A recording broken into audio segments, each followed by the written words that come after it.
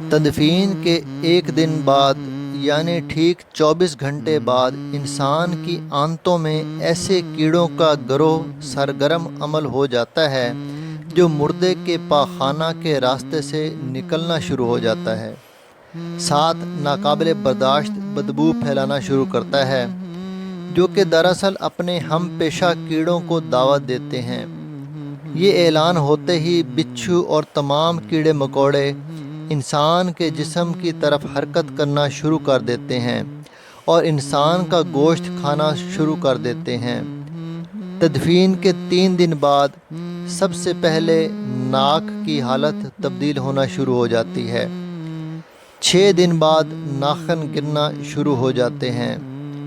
9 دن کے بعد بال گرنا شروع ہو جاتے ہیں۔ انسان کے جسم پر کوئی بال نہیں رہتا اور پیٹ پھولنا شروع ہو جاتا ہے۔ 17 دن بعد پیٹ پھٹ جاتا ہے اور دیگر اجزاء باہر آنا شروع ہو جاتے ہیں۔ 60 دن بعد مردے کے جسم سے سارا گوشت ختم ہو جاتا ہے۔ انسان کے جسم پر بوٹی کا ایک ٹکڑا باقی نہیں رہتا۔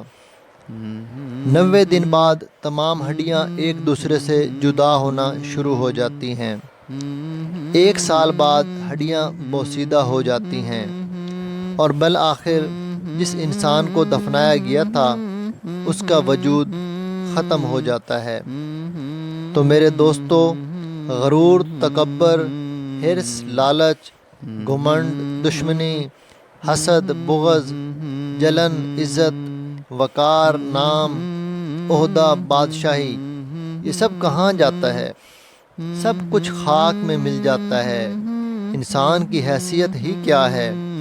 مٹی سے بنا ہے، مٹی میں دفن ہو کر مٹی ہو جاتا ہے۔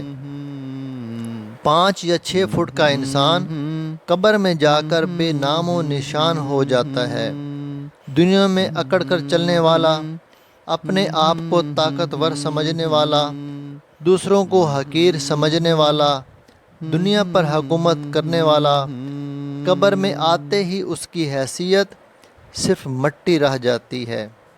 لہٰذا انسان کو اپنی ابدی اور ہمیشہ کی زندگی کو خوبصورت اور پرسکون بنانے کے لیے ہر لمحہ فکر کرنی چاہیے، اللہ کو یاد کرنا چاہیے، ہر نیک عمل اور عبادت میں اخلاص پیدا کرنا چاہیے۔